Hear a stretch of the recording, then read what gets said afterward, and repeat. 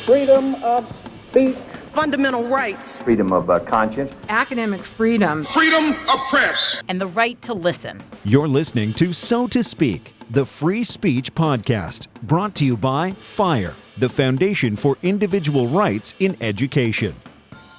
Welcome back to So to Speak, the free speech podcast, where every other week we take an uncensored look at the world of free expression through personal stories and candid conversations. I am your host, Nico Perino.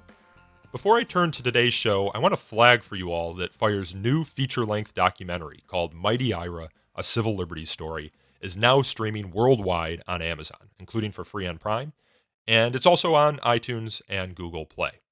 You will recall that 2 weeks ago we released a So to Speak episode with the film's main subject, Ira Glasser, who ran the ACLU from 1978 until 2001. Mighty Ira is a story about why protecting free speech is important, even in the most extreme cases, like when neo-Nazis want to rally in a town full of Holocaust survivors. But along the way, Mighty Ira also explores themes of friendship, talking across lines of difference, baseball, and pivotal moments in American history that still shape our world today. Glenn Greenwald of The Intercept said, if you're someone who doubts the mission of defending free speech, even for toxic reactionary groups, this film is vital. The Hollywood Reporter said Mighty Ira is a warm portrait that poses ever-urgent questions. I hope you will take 98 minutes to watch the film, and if you enjoy it, please consider dropping it a review on Amazon, IMDb, or wherever else you watch it. Either way, we'd love to hear what you think by dropping us a line at sotospeak@thefire.org. Again, the film is streaming on Amazon, iTunes, and Google Play, and is available in most markets across the world. Okay, now, for today's conversation, we turn to another documentary. This one, a 3-part PBS television series where the United States Constitution is the subject. The documentary is called A More or Less Perfect Union, a personal exploration by Judge Douglas Ginsburg, and it explores the most contentious issues in American history and today through the lens of the United States Constitution. In my opinion, it's the best visual lesson on the Constitution that I've ever watched, and its host, and our guest on today's show, is Judge Douglas H. Ginsburg. Judge Ginsburg is a national authority on the Constitution who was appointed to the United States Court of Appeals for the District of Columbia in 1986, and he served as that court's chief judge from 2001 until 2008. He is also a professor of law at George Mason University. Over the course of the 3-hour-long episodes, Judge Ginsburg is joined by many experts, and even the founding fathers themselves, to tell the story of how the founders put freedom in writing, how amendment after amendment finally spread freedom to all of we the people, and how we still struggle today to preserve the freedoms guaranteed in the Constitution. On the eve of a historic election next week, I'm excited to share this conversation with Judge Ginsburg about America's Constitution, which was recorded last month, the day after Constitution Day. And after you're done listening, I encourage you all to watch A More or Less Perfect Union, which is now available for free with Amazon Prime, it's on PBS, or via the Free to Choose network. Now, I bring you Judge Ginsburg's masterclass on the United States Constitution. All right, Judge Douglas Ginsburg, thank you for coming on the show. Oh, thank you, Nico. Appreciate it. So yesterday was Constitution Day. We are going to be talking about the Constitution today. And one of the things that A More or Less Perfect Union makes clear is that interpreting the Constitution can be somewhat tricky and controversial business. Now, today, originalists and others often fall back on appeals to what the framers thought when the Constitution was drafted. And this leads me to wonder, and it's discussed a little bit in the documentary, was interpreting the Constitution easy in the years following 1787 and 1791? After all, in those years, we could actually ask the framers what they intended. Well, I don't think that was done, although in the very early years, some of them served on the court for a few years. But interpreting the Constitution, I think, was much more of a disciplined craft that we inherited really from the English legal tradition and refined for 150 years as colonies, so that it was not something that was so controversial as it is today. There were not separate schools of thought, particularly about constitutional interpretation. over the years, that's changed, and now there's really a school of thought that associated with the so-called living Constitution that, in my view, really takes interpretation to the point of revision and authorizes judges to revise the Constitution in order to meet contemporary circumstances as the judges see them. And of course, the framers had provided Article 5 a process for amending the Constitution. They understood that it would need to be updated, if you will, that they couldn't anticipate everything. And it has been amended by that Article 5 process 27 times, although the first 10, now known as the Bill of Rights, came immediately in the 2 years after the signing of the Constitution, or the ratification, I should say. But another 17 times since then, dealing with things that were thought to be so terribly important that it really could command 2/3 of the states to agree, a majority in each house of Congress. And so that is an onerous process, but it was meant to be. And what we're finding now is the Supreme Court, willing to effectively amend the Constitution under the guise of interpretation. And every so often this happens in some matter that's terribly important, and the public learns about it or gets riled up about it, as though it were a bolt from the blue and not something that's happening on a more or less regular basis and something that we should be concerned about all the time. So Marbury versus Madison was kind of the case that determined that the Supreme Court, and I'm not a lawyer, so I'm going on recollection here, kind of is supreme in interpreting what the Constitution's intention was when there is a dispute. Is that correct? Well, I think it's in retrospect, you might see it that way. It was not regarded as an enormously important case at the time. It was regarded as somewhat political because if you remember the facts, Secretary of State Madison had failed to deliver the commission Marbury was given a commission or a nomination and approved to be a low-level magistrate in the District of Columbia.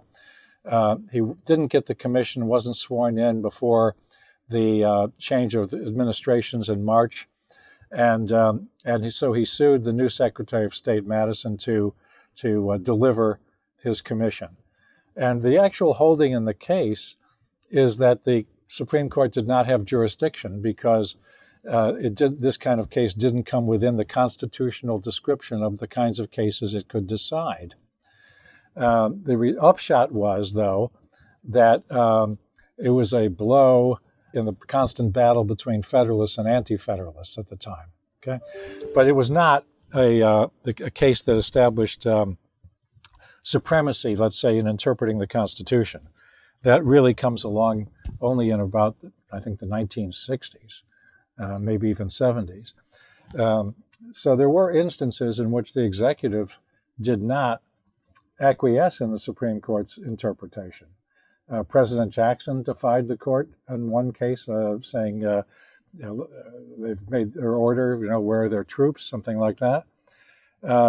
When President Eisenhower was called upon to enforce the Supreme Court's decision on school desegregation this was in Arkansas in the probably the late 50s, he had to decide whether to do that, and his political advisor was telling him that he shouldn't enforce the decree, and his attorney general was telling him that he really should enforce the decree, that was important to the rule of law in our country.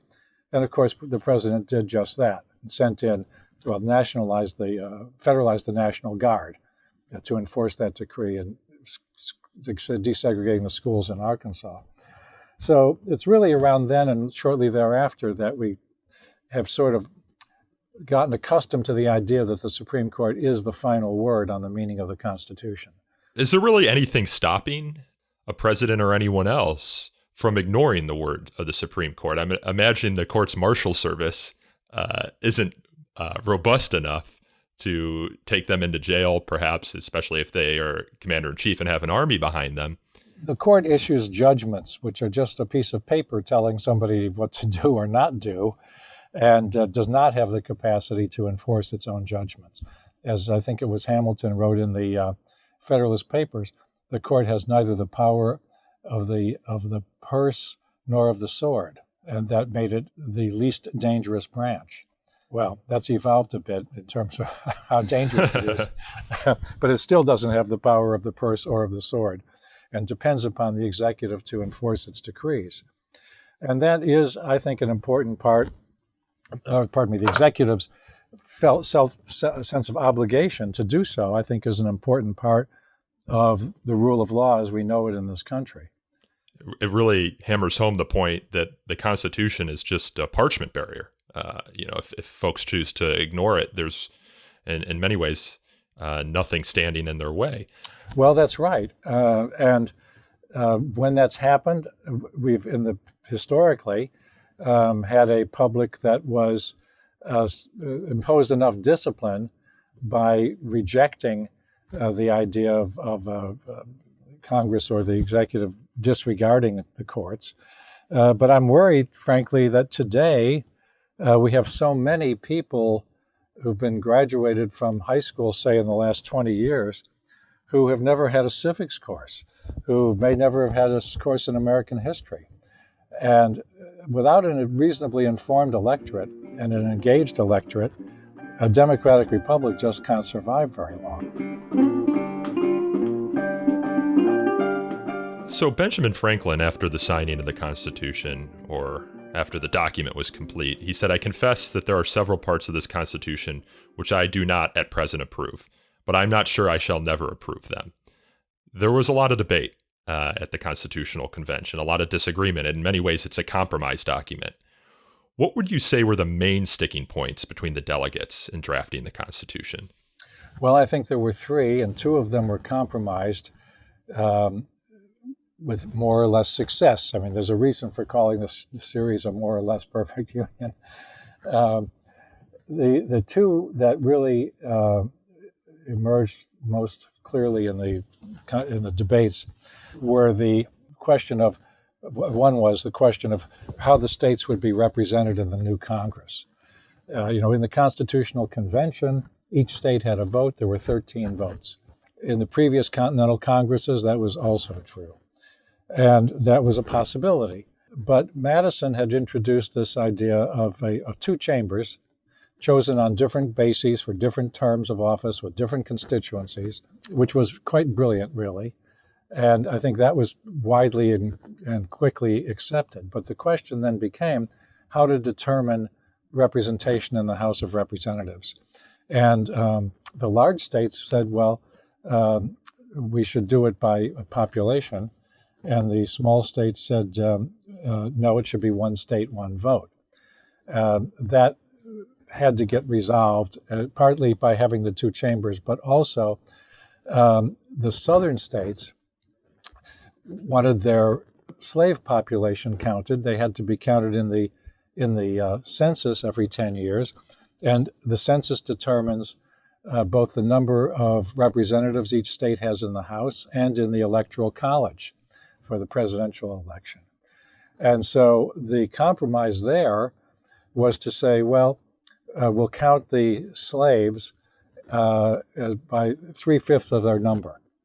And a lot of people have the misimpression that this meant that a slave was sort of 3/5 of a person, which wasn't the case at all. It was that the northern states said, look, you're treating them as property, not persons. You don't let them vote. They shouldn't be counted in these ways of determining the number of members you have in the House. And the southern states, the slave states, said, on the contrary, they should be fully counted. And the result was simply this 3/5. Why it wasn't 1/2, I don't know, but it was 3/5. And that's all it is, a political compromise that was so that we were able to have one rather than two countries on this Atlantic seaboard. And the result was that the South was way overrepresented in the House, and 5 of the first 7 presidents were from the South, indeed from Virginia. Another major issue that divided the members and the framers and was not compromised at the convention was whether to have a Bill of Rights. And George Mason from the Virginia delegation and several others refused to sign the ultimate document for just that reason. Mason had drafted the Bill of Rights for Virginia and thought it was extremely important that there be a Bill of Rights in the national Constitution. The counter argument was to say, look, we've got very limited and enumerated powers being given to this new national government, what we now call the federal government. We don't need to enumerate a Bill of Rights, and it would be impossible ever to list all of the rights that people retain and are not giving to the government, because it's everything that's not explicitly given to the Congress of the new government. So at the end, Mason walked out. He said, I'd rather cut off my right hand than sign the document. Now, that became a continuing issue in the ratification process, in which it was resolved only because when Massachusetts was in convention trying to decide whether to ratify the Constitution, the members there, the majority, didn't want to ratify it because there was no Bill of Rights. And Governor Hancock, who was chairing the convention, proposed a compromise, if you will. He said, let's sign it, let's ratify it on the express understanding that a Bill of Rights will be added immediately. And that's what Massachusetts did, and 3 or 4 states followed suit, and that put it over the threshold necessary 9 states for ratification, and then all of them signed on. And it meant that in the first Congress, James Madison had the task of drafting the Bill of Rights. Now, the Federalists and the Anti-Federalists had very different ideas about what should be in a Bill of Rights. Mason and the Anti-Federalists just didn't want, they were worried about a too powerful federal government, so they didn't want a standing army, for instance. They wanted a provision that said no standing army. They wanted the jurisdiction over the navigable waters returned to the states, whereas the Constitution had given it to the federal government. Madison, however, was not of that view at all, being a Federalist and thinking that the national government had to have those powers. He solicited suggestions for what should go into a Bill of Rights from the public and anybody who wanted to submit. He sifted through, I think he had about 200. He sifted through them and proposed 12, and then had difficulty getting floor time in the House of Representatives. He was in the first Congress coming from Virginia. Finally got it through the House, took it over to the Senate, same thing, people were not interested. It was yesterday's problem, yesterday's debate. Managed to get it through and out to the states for ratification, and the states ratified only 10 of the 12. So what we now call the First Amendment was the third on his list. Yeah, people often get that wrong. They say that, well, the First Amendment is the most important amendment, that's why it's first. And no. There were 2 before it that didn't get ratified, We just got lucky that it's the first. It is the most important in a way, because it has so much in it. Freedom of speech, freedom of the press, freedom of religion. These are freedom of assembly. These are terribly important, and I'm sorry to say, but for most people, that's all they know about the Constitution. Yeah. Many Well, of our fellow citizens have not read it, let alone been instructed in it, taken a course in it, and really have no idea what's in it. yeah, I want to get to the First Amendment, but before we do, I want to ask you about this Federalist, Anti-Federalist Bill of Rights debate. Because on the one hand, you have a Bill of Rights, which more or less are in force. Like you can make an appeal to the First Amendment, you can make an appeal to your due process rights, but you have that 9th Amendment, which has been described as an ink blot, which was supposed to catch all those other rights that were not enumerated. That doesn't really do much of anything. It's never been used by the Supreme Court, not once. So were those arguing that we shouldn't have a Bill of Rights because then the only rights we would have were the ones that were enumerated correct in their analysis? Or should the framers, if they could do it all over again, do you think they would go back and make an even more expanded Bill of Rights, recognizing that in practice, only those things you enumerate are going to get protected? All right. First of all, I just don't want to let it go without comment. You say, well, we've got those rights are secure. You can always rely on it. Well, yeah. So, I do First Amendment work. So I think they're always at risk, frankly, and now in particular. But but it's clear that those Yeah. are rights to which you can appeal because Yes. there's at least something like them written down. Right. So the Bill of Rights didn't play any role in our national life really until the period around the First World War. There were no First Amendment cases until then. The Supreme Court litigation just rarely, if ever, involved anything invoking the Bill of Rights. And then, because of the suppression of free speech during the, particularly the speech opposing the draft and the First World War, there were a lot of people imprisoned, and those cases found their way to the Supreme Court. That started the ball rolling. So I think it was 1931 in Neer versus Minnesota was the first time that a state law was held unconstitutional under the First Amendment.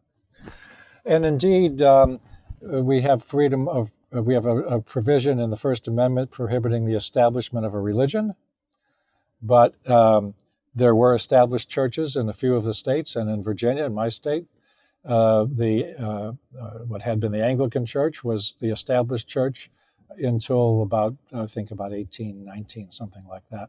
Now, that didn't mean that people had to attend, far from it, but they were taxed to support it. And that was never litigated, as far as I know, never challenged. So what would the framers do in light of what happened? Well, there was a correspondence between Jefferson, who was off in France, and Madison, who was living through this whole debate. And initially, Madison was against a Bill of Rights and prevailed in the convention not having a Bill of Rights. He was then, when he ran for the first Congress from Virginia, he was gerrymandered into an anti-federalist district. So he had to follow through with a Bill of Rights. But the anti-federalist ideas of rights were very different, as I was suggesting, things like no standing army. So he did sort of a bait and switch. But in his correspondence with Jefferson, he said he changed his mind.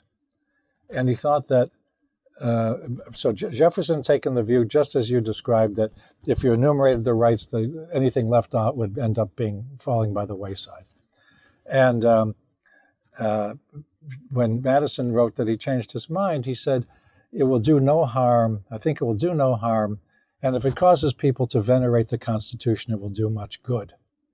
So it turns out they were both right. How brilliant is that? Yeah. Right? It's the only thing that people know about and does cause them to venerate the Constitution, even if they've never read it. And as Jefferson anticipated, if it isn't written down in the Bill of Rights, you probably don't have it.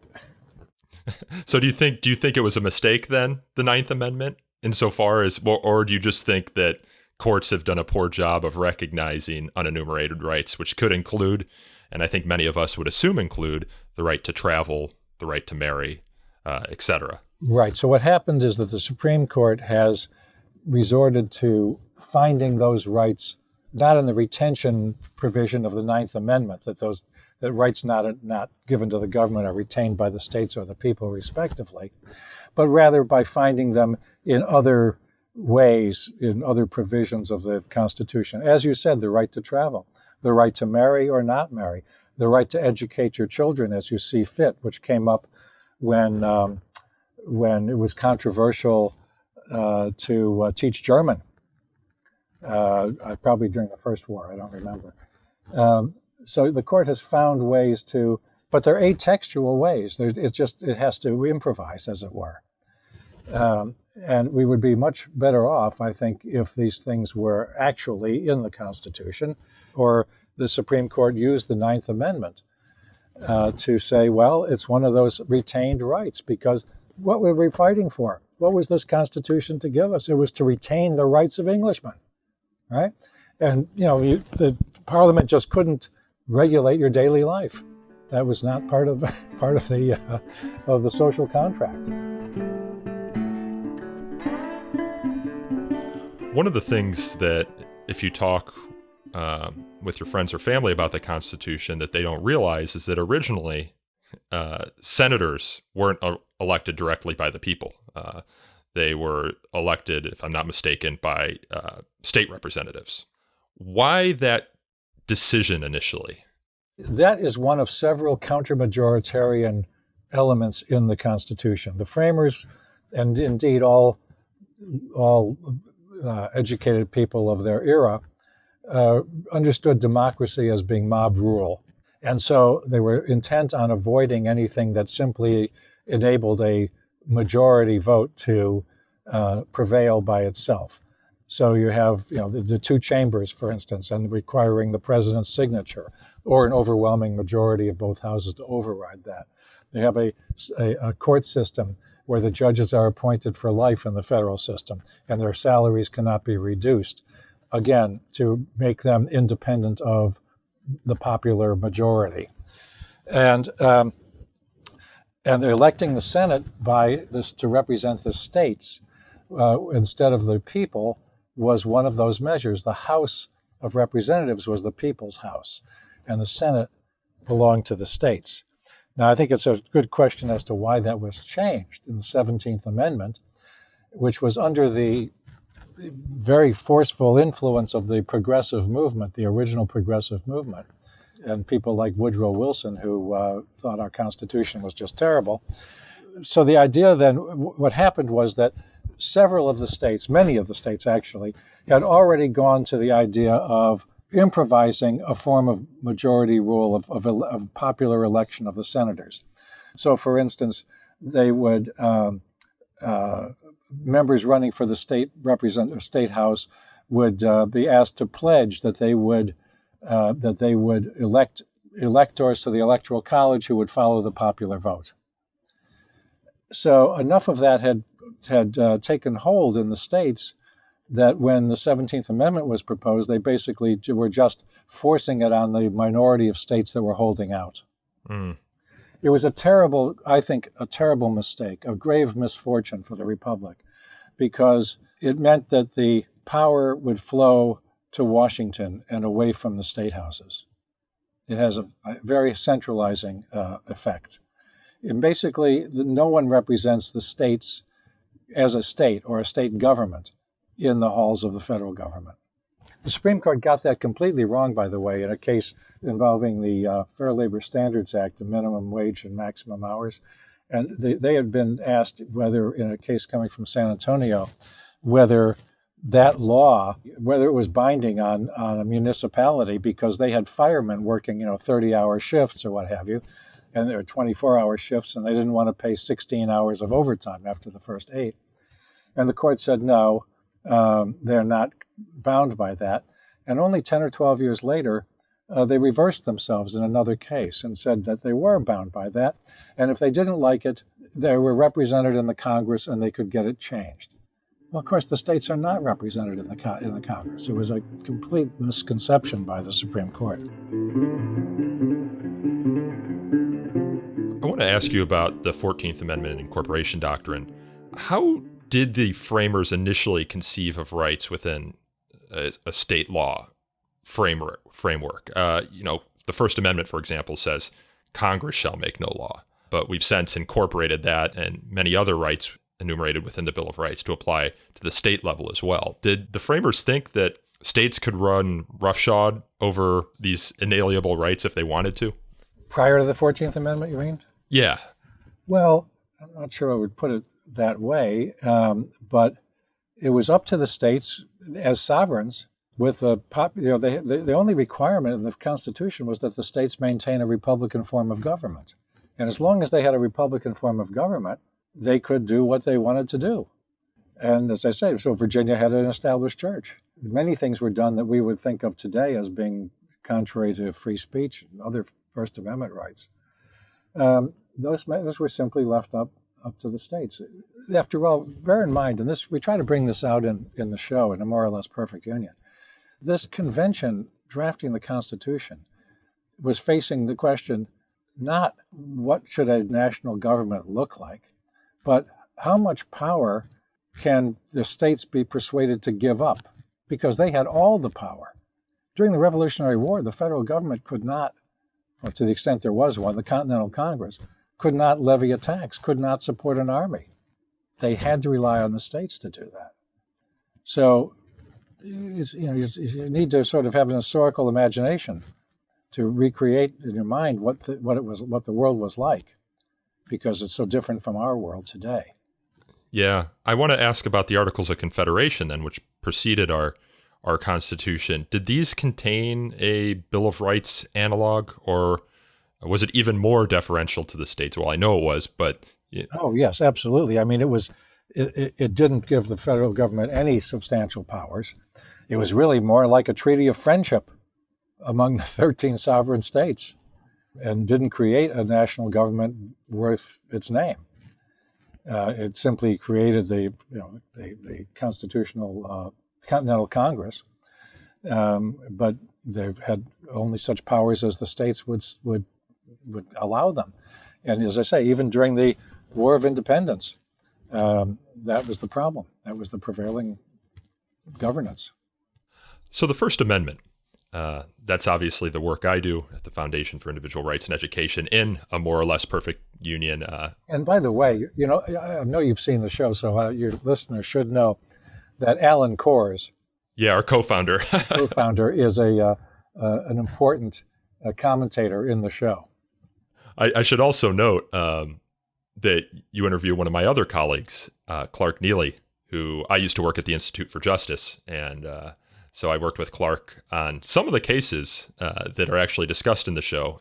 If we're talking about the First Amendment, the tour guide licensing regime that Savannah, Georgia had. Right. And by the way, my court here held that the same scheme was a violation of the First Amendment. And that's when the City Council of Savannah gave up. So for our listeners who haven't yet watched the show, and I hope after this interview will, the city of Savannah essentially had a licensing scheme for those who essentially wanted to tell stories for a living. Not only did you need to have your business license, but you also needed to take a test about Savannah history and pass that test in order to give licensed tours.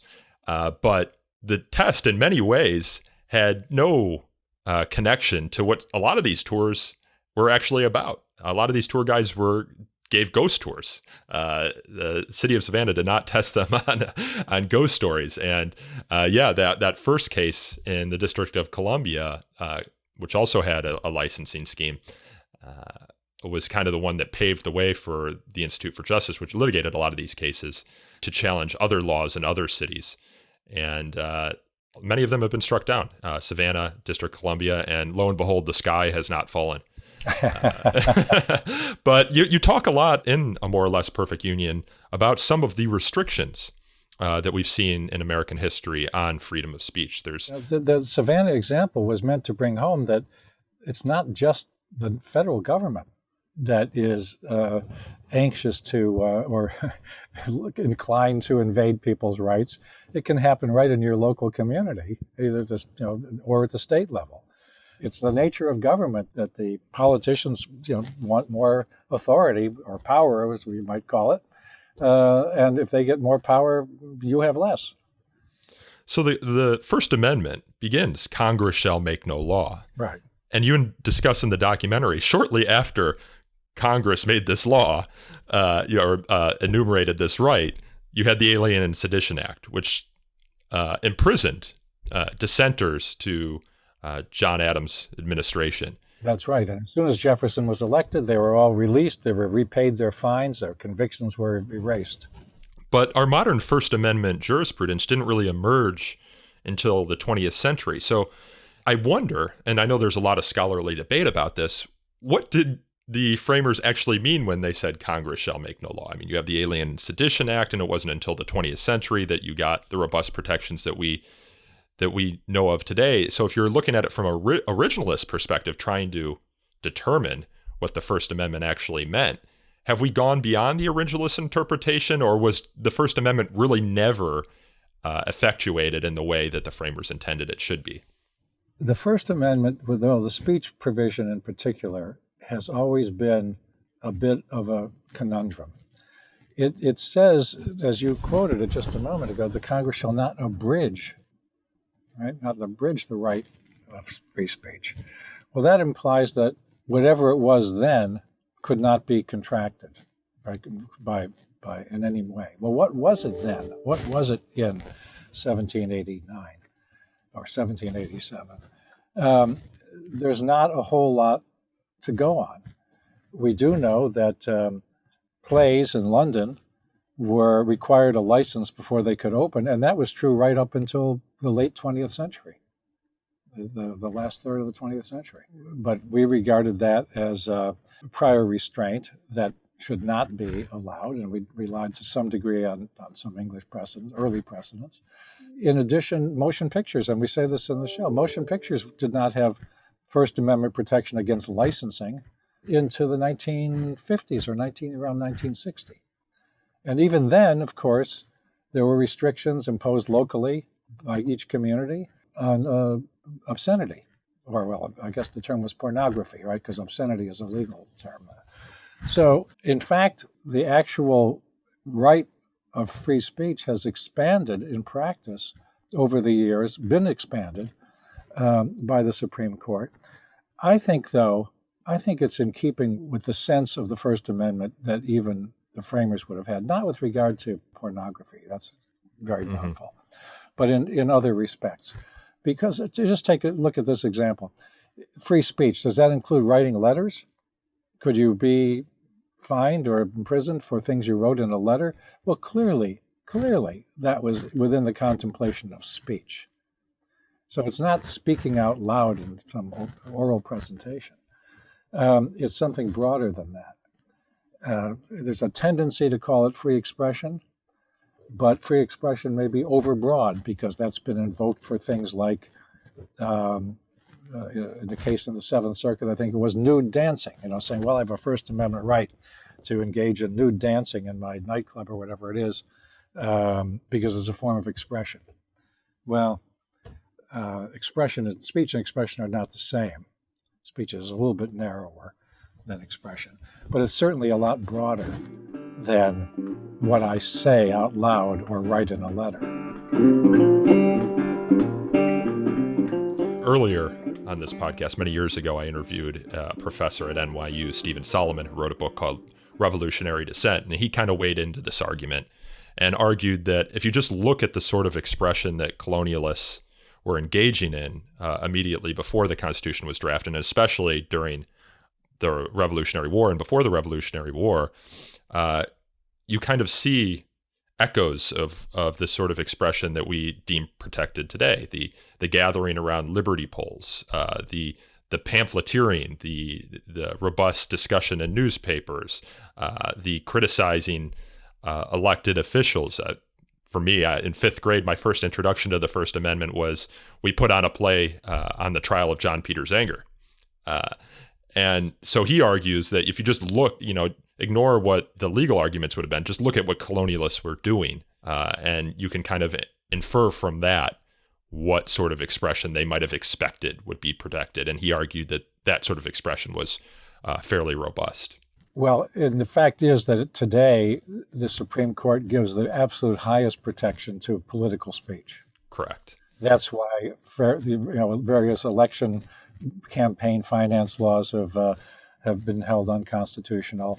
There's just no doubt that political speech is at the heart of the First Amendment. It was at the heart of what the framers were thinking about and what they cared about. Because political speech is essential, free political speech is essential to having a free government, or a government of free people, I should say. We kind of touched on this earlier, but I want to put the question to you more directly. What changes do you think our Constitution would have if the framers saw how it was exercised today and could change it? I think that what they would do is say, how could we have been more clear?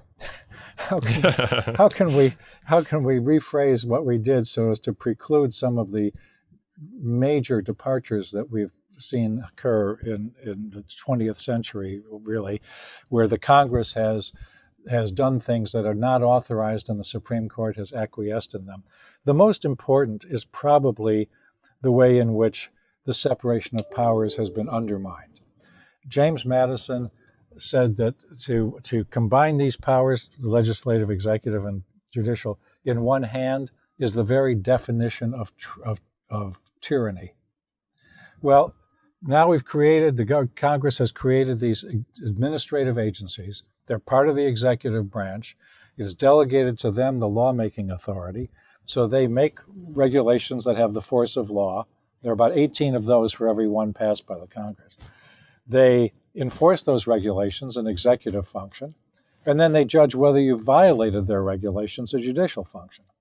So viewed at that level, it is a tyranny.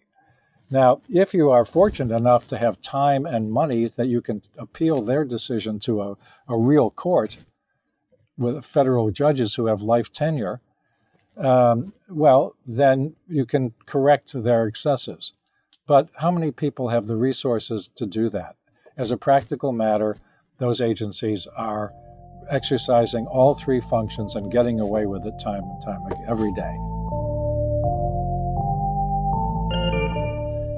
Who do you think is the most underrated delegate to the Constitutional Convention? George Mason. Why so? Well, because he really made having a Bill of Rights a matter of principle. He was instrumental in having one for Virginia, which became a model for the United States. And he's rarely mentioned. Unless people study this area, they don't hear about him. They don't hear of him as one of the framers. Another would be Gouverneur Morris, and this comes up in the show, as you know. Yeah, you talk about both of them, yeah. But with respect to Morris, after everything was agreed, what would be in the Constitution, it was submitted to the Committee on Style for the final expression of those ideas.